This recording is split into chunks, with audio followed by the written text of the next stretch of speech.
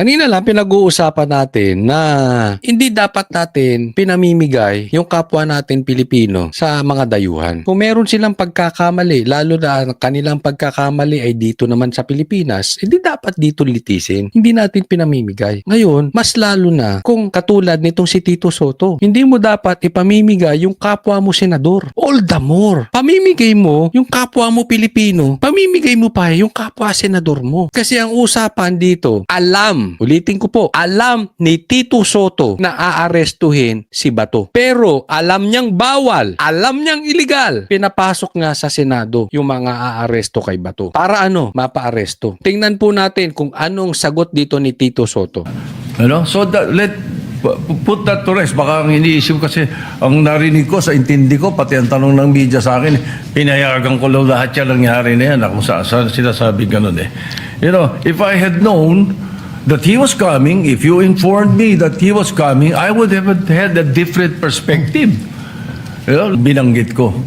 Exact wording ko yun, Mr. President. Okay, so ang sabi dito ni Tito Soto, matagal na kasing hindi pumapasok si Bato. So hindi niya alam na papasok si Bato. So kung alam niya lang na papasok si Bato, iba dapat yung ginawa niya. Yan po ang excuse ni Tito Soto. Ang tanong, naniniwala kayo? Okay, lagay niyo dyan sa comment section. Naniniwala ako kay Tito Soto na hindi niya alam na aarestuhin si Bato. Naniniwala ako kay Tito Soto na hindi niya alam na papasok si Bato. Pero kung sa tingin ninyo, sinungaling. Sabihin niyo dyan, sinungaling ka Tito Soto. Alam mo, huhulihin si Bato. Sinungaling ka Tito Soto. Alam mong darating si Bato. Lagay nyo sa comment section. At huwag pong kakalimutan na i-like po itong video. At sa mga hindi pa po subscriber ng Coach Oli News, subscribe po. Tuloy po. For the record, so that we can put this to rest already, makapagtrabaho na tayo, kasasala pupunta usapan. Mark Villar were in the room with me. It was the NBI director who said, Sabi, di ba? It was the NBI director who said. Sino NBI director? Matibag. Sabi ni Matibag, ano? pinayagan kami ni Senator Soto, alam niya nga arestuhin namin. Pinayagan kami ni Senator Soto at alam naming aarestuhin si Bato. Tanong, kanino kayo naniniwala? Kay Matibag o kay Tito Soto? Kasi ganyan lang kasimple yan. Kung totoo yung sinasabi ni Tito Soto, tila sinasabi niyang sinungaling si Matibag. Kasi sinabi mismo ni Matibag kay kay Cayetano. At recorded po yun. At may tao sa harap nila. So alam ni Tito nga aarestuhin. Ang sinasabi ni Tito Soto, hindi aarestuhin. Kung ako tatanungin ninyo, naniniwala ako, may tinama ding sinabi si Matibag. Bakit? Hindi ka ba nagtataka? May NBI dyan, Tito Soto? Ano ka, tanga talaga o naib? Alam mo may NBI dyan. Alam mo, anong gagawin nila? At ba't sila magpapaalam sa'yo? At meron silang dalang warrant. So ano ibig mo sabihin? Nasa isip mo, ay may dala silang warrant, ay may NBI dito. Pero alam ko hindi papasok si Bato eh. So tanga lang ang sila Matibag. Tanga kayo Matibag. Ganon. Anong ginagawa nyo dito? Kasi alam ko hindi papasok si Bato. Hindi. Huwag kang magsinungaling Tito Soto. Tinatawag mong sinungaling si Matibag. Ako naniniwala ako. Alam niya. Alam niya sa dami ng tao ron. Alam niyang papasok si Matibag. Ay si Bato. Pero pinayagan mo. Anong klase kang senador? Kapwa mo senador, pahuhuli mo. Wala namang issue nga sabi ko sa inyo eh. Pero hindi mo ba pwedeng daanin sa tama? Kausapin mo. Convince nyo na sumuko. Basta dadaan sa tamang proseso. Tapos, may kabaklaan ka pang ginawa. Ginawa mo na hindi mo pa aminin. Dapat pag may gagawin ka, panindigan mo. Magpakalalaki ka, tayuan mo yun. Well, anyway, kung tama sinasabi mo, di sinungaling nga si Matibag. Pero I don't think so. Kami ba iikot sa loob at mapapasok ba namin lahat ng tao? So I corrected him. I said, kung pinayagan man kayo, they're my witnesses. I'm just Sir President. So ang sinabi ko sa kanila, assuming pinayagan kayo ni Senator Soto, hindi naman siguro siya pumayag makipaghabulan kayo, di ba? At 2 p.m., the warrant of arrest was shown to former Senate President in the presence of undersigned, but copies were not allowed to be distributed. So, sinabmit kay Tito Soto yung warrant of arrest. Hindi ka magdududa, papasok si Bato ron. Tapos hindi pinaalam sa iba, sa'yo lang. Hindi pinakalat yung warrant of arrest. But consistent with the Senate President said, earlier this morning, NBI Chief Attorney Dongalo paid a call to the undersigned to coordinate an arrest order. As per agreement, the supposedly arrest should be effected when the warrant of arrest is presented as guidance of the former Senate President Vicente Soto. On or about 2 p.m., the warrant of arrest was shown to the former Senate President, the President undersigned, but copies were not allowed. So in the report kasi po, sir, ni Sergeant at Arms, the arrest was coordinated, not just the arrest warrant. That's why maybe the media, this was submitted during the session. Tignan mo, sinisisi pa dito ni Tito Soto, yung media. Parang pati media, may ganong tanong. Kalati. Alam mo, kung ako sa inyo, mag-usap muna kayo ni Matibag. Ano ba script na susundin nyo? Alam mo o hindi mo alam? Kasi definitely, magkaiba kayo. According to Senator Cayetano, magkaiba kayo ng sinasabi ni Matibag. Napakasinungaling nyo talaga. And may punto si Cayetano eh. Just in case, pinayagan ba ni Tito Soto na pumasok ang NBI? Kailangan ba magkaroon ng habulan? Alam mo ang sagot ni Matibag dyan? Ang lupit. Sabi niya, wala sanang habulan kung hindi siya tumakbo. Wait, hanip na yan. Yan ang NBI director. Of course, alam mong illegal yung huhuli. Halimbawa, papatayin ako. Hindi ako tatakbo. Tapos sasabihin sa akin, hindi sana nagkaroon ng takbuhan. Hindi ka sana nadapa kung hindi ka tumakbo. Ay, ganun. Wow. Coming from a director. Coming from a lawyer. Alam mong illegal yung warrant sa'yo eh. Isipin mo yung warrant, dala ni Trillanes. Alam mo yung warrant, nasa Senate, bawal manghuli dyan. Alam mo yung warrant, galing sa dayuhan, bawal din yun, nang hindi dadaan sa korte at alam naman natin kung anong gagawin kay Bato. Hindi ka tatakbo. Tapos kasalanan ni Bato dahil tumakbo siya. Anong kagaguhan yun?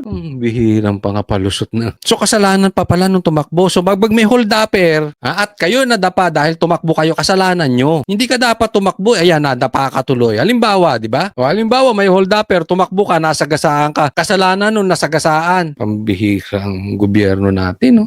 Kanina lang pinag-uusapan natin na hindi dapat natin pinamimigay yung kapwa natin Pilipino sa mga dayuhan. Kung meron silang pagkakamali, lalo na kanilang pagkakamali ay dito naman sa Pilipinas, hindi dapat dito litisin. Hindi natin pinamimigay. Ngayon, mas lalo na kung katulad nitong si Tito Soto, hindi mo dapat ipamimigay yung kapwa mo senador. All the more. Pamimigay mo yung kapwa mo Pilipino, pamimigay mo pa yung kapwa senador mo. Kasi ang usapan dito, ulitin ko po, alam ni Tito Soto na aarestuhin si Bato. Pero alam niyang bawal, alam niyang illegal. Pinapasok nga sa Senado yung mga aaresto kay Bato. Para ano? Mapa-aresto. Tingnan po natin kung anong sagot dito ni Tito Soto.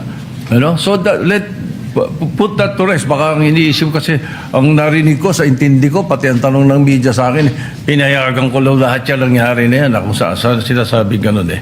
You know, if I had known that he was coming, if you informed me that he was coming, I would have had a different perspective.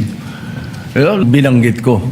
Exact wording ko yun, Mr. President. Okay, so ang sabi dito ni Tito Soto, matagal na kasing hindi pumapasok si Bato. So hindi niya alam na papasok si Bato. So kung alam niya lang na papasok si Bato, iba dapat yung ginawa niya. Yan po ang excuse ni Tito Soto. Ang tanong, naniniwala kayo? Okay, ilagay niyo dyan sa comment section. Naniniwala ako kay Tito Soto na hindi niya alam na aarestuhin si Bato. Naniniwala ako kay Tito Soto na hindi niya alam na papasok si Bato. Pero kung sa tingin ninyo, sinungaling.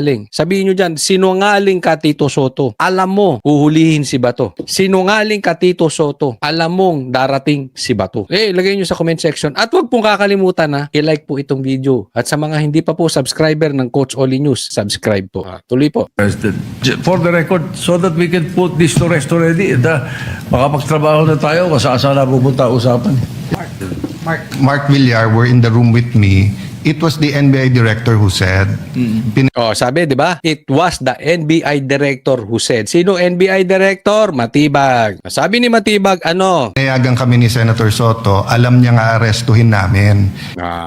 Pinayagan kami ni Senator Soto at alam naming aarestuhin si Bato. Tanong, kanino kayo naniniwala? Kay Matibag o kay Tito Soto? Kasi ganyan lang kasimple yan. Kung totoo yung sinasabi ni Tito Soto, tila sinasabi niyang sinungaling si Matibag. Kasi sinabi mismo ni Matibag kay kay Cayetano. At recorded po yun. At may tao sa harap nila. So alam ni Tito nga aarestuhin. Ang sinasabi ni Tito Soto, hindi aarestuhin. Kung ako tatanungin ninyo, naniniwala ako, may tinama ding sinabi si Matibag. Bakit? Hindi ka ba nagtataka? May NBI dyan, Tito Soto? Ano ka, tanga talaga o naib? Alam mo may NBI dyan. Alam mo, anong gagawin nila? At ba't sila magpapaalam sa'yo? At meron silang dalang warrant. So ano ibig mo sabihin? Nasa isip mo, ay may dala silang warrant, ay may NBI dito. Pero alam ko hindi papasok si Bato eh. So tanga lang ang sila Matibag. Tanga kayo Matibag. Ganon. Anong ginagawa nyo dito? Kasi alam ko hindi papasok si Bato. Hindi. Huwag kang magsinungaling, Tito Soto. Tinatawag mong sinungaling sa Matibag. Ako naniniwala ako. Alam niya. Alam niya sa dami ng tao ron. Alam niyang papasok si Matibag. Ay si Bato. Pero pinayagan mo. Anong klase kang senador? Kapwa mo senador, pahuhuli mo. Wala namang issue nga sabi ko sa inyo eh. Pero hindi mo ba pwedeng daanin sa tama? Kausapin mo. Convince nyo na sumuko. Basta dadaan sa tamang proseso. Tapos, may kabaklaan ka pang ginawa. Ginawa mo na hindi mo pa aminin. Dapat pag may gagawin ka, panindigan mo. Magpakalalaki ka, tayuan mo yun. Well, anyway, kung tama sinasabi mo, di sinungaling nga si Matibag. Pero I don't think so. Kami ba ay iikot sa loob at mapapasok ba namin lahat ng tao?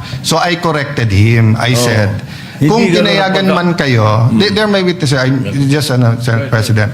So ang sinabi ko sa kanila, assuming pinayagan kayo ni Senator Soto, hindi naman siguro siya pumayag makipaghabulan kayo, di ba? At 2 p.m., the warrant of arrest was shown to former Senate President in the presence of undersigned, but copies were not allowed to be distributed. Oh, so sinabmit kay Tito Soto yung warrant of arrest. Hindi ka magdududa, papasok si Bato ron. Oh, tapos hindi pinaalam sa iba, sa'yo lang. Hindi pinakalat yung warrant of arrest. But consistent with the Senate President said, earlier this morning, NBI Chief Attorney Dongalo paid a call to the undersigned to coordinate an arrest order. As per agreement, the supposedly arrest should be effected when the warrant of arrest is presented as guidance of the former Senate President Vicente Soto. On or about 2 p.m., the warrant of arrest was shown to the former Senate President, the President undersigned, but copies were not allowed. So in the report kasi po, sir, ni Sergeant at Arms, the arrest was coordinated, not just the arrest warrant. That's why maybe the media, this was submitted during the session. Tignan mo, sinisisi pa dito ni Tito Soto yung media. Parang pati media, may ganung tanong. Kalati. Alam mo, kung ako sa inyo, mag-usap muna kayo ni Matibag. Ano ba script na susundin nyo? Alam mo o hindi mo alam? Kasi definitely, magkaiba kayo. According to Senator Cayetano, magkaiba kayo ng sinasabi ni Matibag. Napakasinungaling nyo talaga. And may punto si Cayetano eh. Just in case, pinayagan ba ni Tito Soto na pumasok ang NBI? Kailangan ba magkaroon ng habulan? Alam mo ang sagot ni Matibag dyan? Ang lupit. Sabi niya, wala sanang habulan kung hindi siya tumakbo. Wait, naanip na yan. Yan ang NBI director. Of course, alam mong illegal yung huhuli. Halimbawa, papatayin ako. Hindi ako tatakbo. Tapos sasabihin sa akin, hindi sana nagkaroon ng takbuhan. Hindi ka sana nadapa kung hindi ka tumakbo. Ay, ganun. Wow. Coming from a director. Coming from a lawyer. Alam mong illegal yung warrant sa'yo eh. Isipin mo yung warrant, dala ni Trillanes. Alam mo yung warrant, nasa Senate, bawal manghuli dyan. Alam mo yung warrant, galing sa dayuhan, bawal din yun, nang hindi dadaan sa korte at alam naman natin kung anong gagawin kay Bato. Hindi ka tatakbo. Tapos kasalanan ni Bato dahil tumakbo siya. Anong kagaguhan yun? Bihirang pangapalusot na. So kasalanan pa pala nung tumakbo. So bagbag may hold up at kayo nadapa dahil tumakbo kayo, kasalanan nyo. Hindi ka dapat tumakbo, ayan, nadapa ka tuloy. Halimbawa, di ba? O halimbawa, may hold upper, tumakbo ka, nasagasaan ka. Kasalanan nun, nasagasaan. Pambihirang gobyerno natin, no?